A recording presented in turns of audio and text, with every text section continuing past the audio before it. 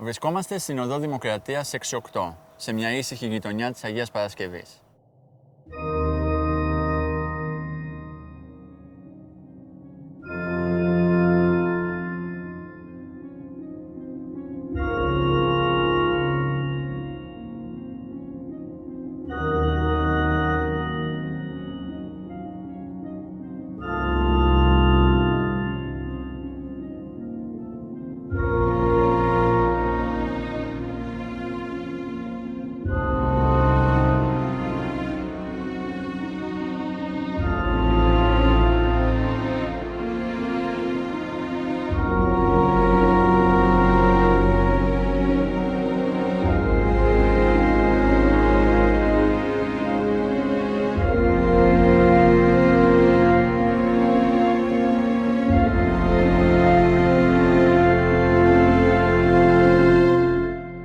Η κατοικία αυτή είναι το τελευταίο μνημείο που μας έχει απομείνει για να μας θυμίζει τον Αλέξανδρο Ιόλα.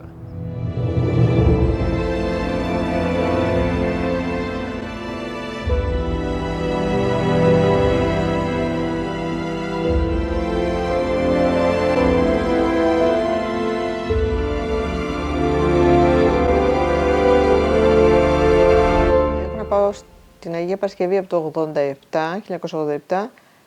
Τελευταία φορά ήταν τότε, ζούσε ακόμα ο θείος μου. Έκτοτε δεν ξαναπήγα, ούτε έχω σκοπό να ξαναπάω. Νιώθω λίγο σαν μετανάστης που έφυγε από τη χώρα του και δεν θέλω να ξαναγυρίσω. Θέλω να θυμάμαι την Αγία Παρασκευή έτσι που την ήξερα.